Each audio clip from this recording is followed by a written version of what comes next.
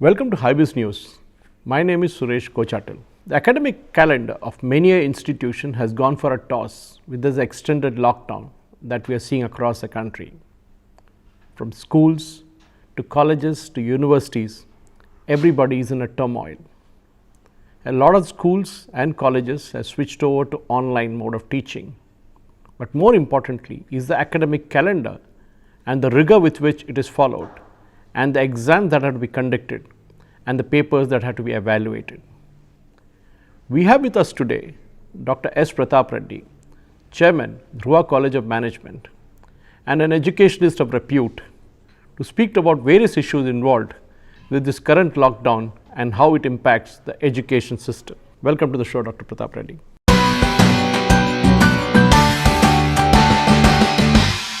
The first question, Dr. Reddy, would be, how has this lockdown impacted your college in general, educational institutions in particular, and also how do you think the academic calendar has been impacted? This is a global pandemic. COVID-19 has turned the world topsy-turvy, and Dhruva College of Management is no exception. And lockdown has got a double impact on us because we are a residential school. But at the same time, we cannot afford to have a normal, regular offline teaching, for the simple reason that the corona has created a war-like situation in the world. In a war scenario, nobody would advise you to stay indoors. Nobody would advise you to ask for freedom to go out or merrymaking. And as your specific question is about teaching, there is no escape except that we go online. Definitely it is impacted, but in inescapable circumstances like this, we have closed our college and we have taken recourse to online teaching. When it comes to teaching, you cannot stop education of the students because there is a calendar to be followed. No doubt this particular lockdown has impacted that calendar. The question obviously that would come up is, how are you managing to teach and keep this educational stream going in such a scenario? The house is burning. You cannot think of remodeling the house. You must first think of survival. Education or the academic calendar or academic rigor or the loss of time, they are all secondary. As Narendra Modi ji says, Jaan hai to jahan hai. The calendar can wait, the times can wait. We can postpone the calendar, postpone the degrees.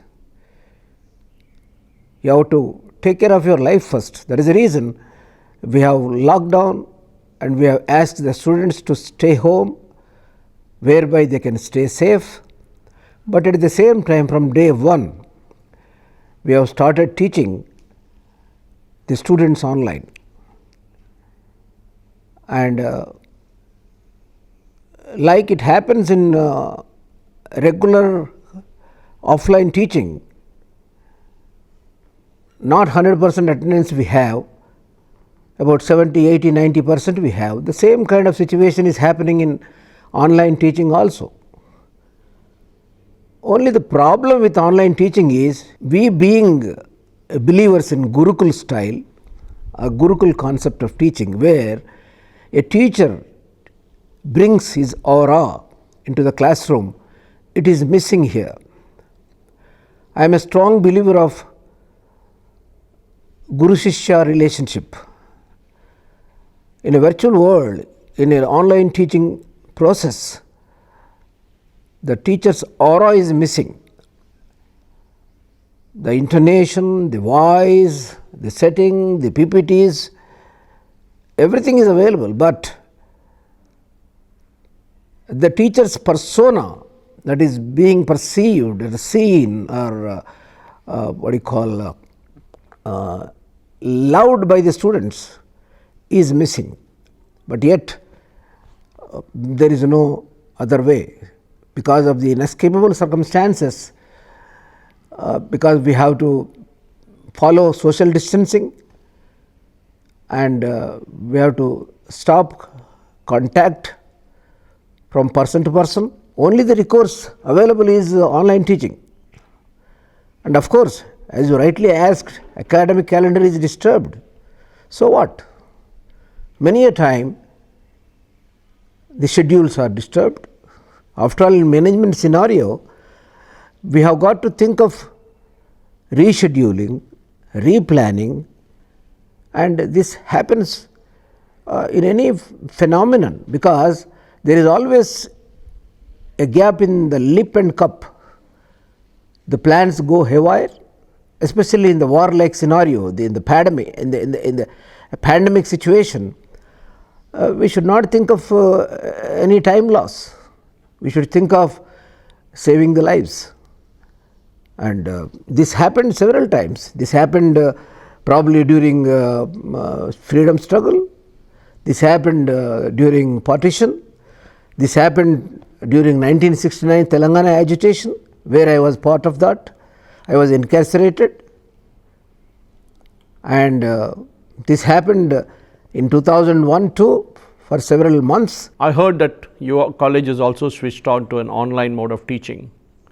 How are your faculty and students taking this new method of teaching? Because usually there's a personal touch when you are in a classroom, but now everybody is in a virtual mode.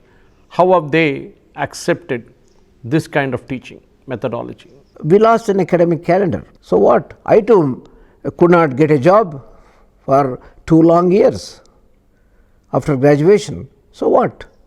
When I look back, my golden era is where I spent time in 1968-69.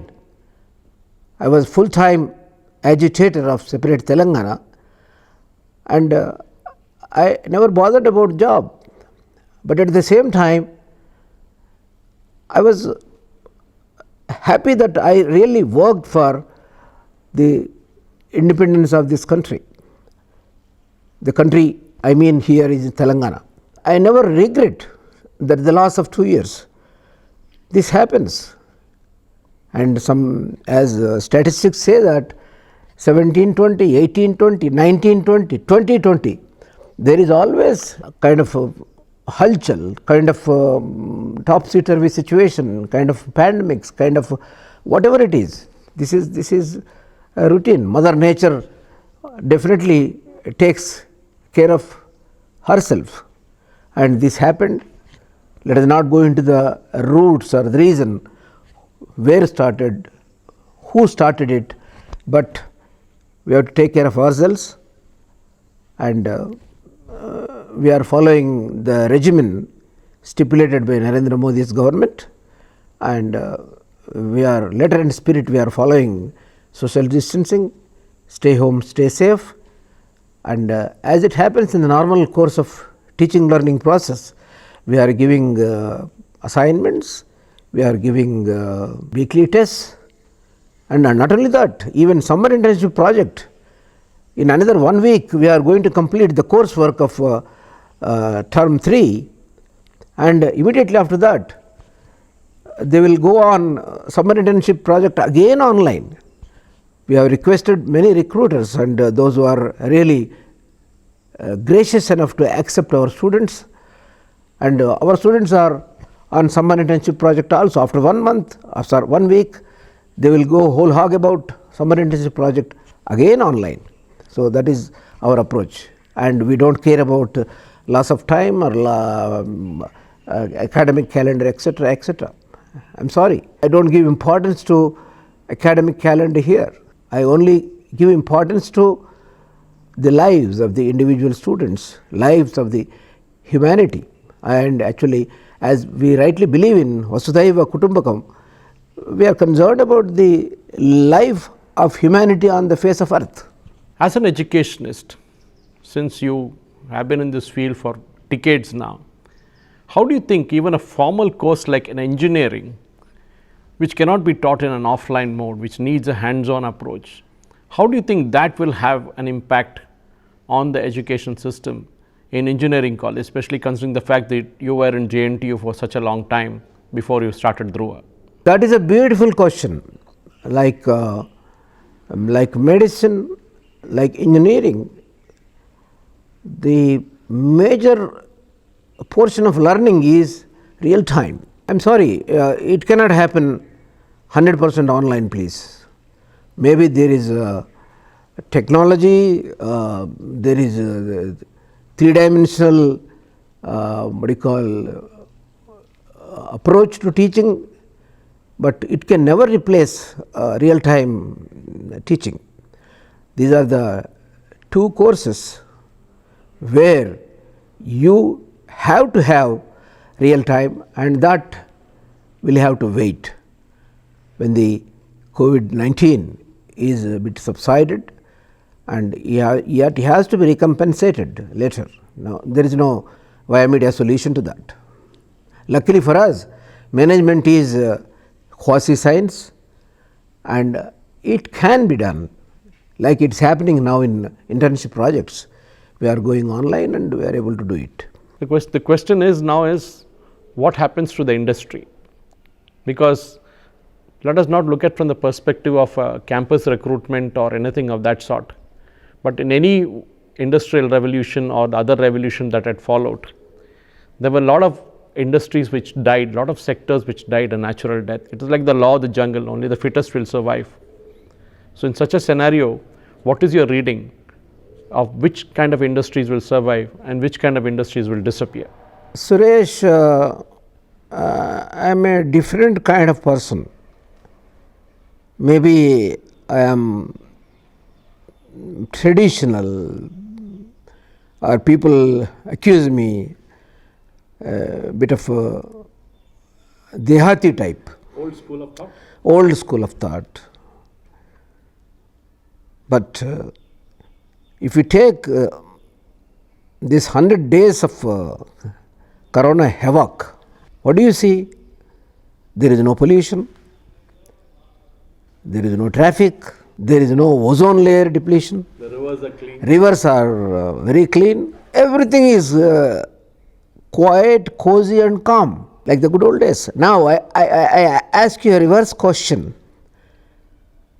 What industry has done to Mother Earth, except these pollution of rivers, pollution of air, ozone layer depletion, and out of 84 lakh species, majority have gone into oblivion. I am a votary of Gandhian philosophy. Unfortunately, Nehruvian approach to industrialization did not go well with this country. If you look at few countries who are really thriving on, just take Maldives, a small tiny country of 121 islets, having about 1,80,000 population. There is no industry except fishing and tourism, and 3 to 4 times their population, their tourist population is there. What I mean to say is that there is so much scope of tourism in this country. Take one state, Rajasthan. What a heritage! How many tourist spots? Did we really work on that? No. Nobody thinks about that. What industrialization brought to this country? Why we are running after modernization, industrialization. We have come to such a pass that now we are wondering why we did all this. The olden era, so beautiful, so good. The more we are moving away from Mother Earth, more we are into this kind of nonsense. I may be wrong, but at the same time, I would like to plead that let there be kind of a lot of emphasis on agriculture, on tourism. Related to this is hospitality industry, connectivity, railroad kind of thing. That will really bring revenue manifold to this country. No country has this kind of heritage like India has, and I appeal to the powers that be, especially Modi ji, to revive tourism and to take care of our backbone, agriculture. Dr. Reddy, there is now going to be a new terminology called before Corona BC and after Corona AC. As much as we had a different methodology that was being spoken till now, okay, before Christ BC and then AD that was there. So in such a scenario, natural that many industries will die and natural death in this process. Many industries will have to reinvent themselves. So when you look at employment opportunities for your MBA students, how do you think that will impact the entire generation that will now follow from here on? Because it's not going to be the same world any longer. The entire industrial world is going to change, the entire business world is going to change, entire consumer durable and consumer buying is going to change. This is a very typical question. I am reminded of a joke or anecdote that happened in during Second World War, when Winston Churchill was very much concerned about the war scenario. The peak of the war, he was strolling with a cigar in his mouth around 2 o'clock in the morning, and petty looking young secretary of Churchill was wondering why the Prime Minister is worried and what is wrong where. She took courage and mumbled, "Sir." He didn't hear. Second time she tried to attract his attention, "Sir." No. Third time she loudly said, "Sir." And Churchill turns towards this young lady, "Oh, young lady, what do you want?" "I would like to know, sir, what is bothering you?" Churchill says, "Of course, we are going to win the war, but at the same time, after I am gone, what will happen to this great country, Great Britain?" And that young lady says very beautiful, which applies to this question: before COVID-19, after COVID-19, like BC and AD. And the young lady says, I am reminded of that, "Sire, Great Britain will continue to survive. The prime ministers come and prime ministers go, but the town's clerk will remain same." Who are we to think of this? This happens, as I said before. Every 100 years it is happening. Every 100 years we have to count before and after. And life goes on, and the nature will take care. And of course, there will be kind of paradigm shift in the approach of manufacturing, consumption, teaching learning process, living styles. At this point in time, I have got to tell you that people will think in terms of India, simple living. As rightly said, we believe in namaste, we don't believe in hugging, we believe in eating with hands, we believe in vegetarianism, and these things happen. And luckily for India, the post-COVID, I should not say that at the cost of the world we are going to be happy, no. It is part of the game, and with Modi at the helm, we are going to overcome this COVID-19, and we would emerge victorious. And I would like to conclude with a small poem I have written, or a share. विज्ञानी करो कितने ही यतन कर, मिटेगा नहीं corona का डर। कितना ही यतन कर, corona का डर मिटेगा, कोरोना का डर।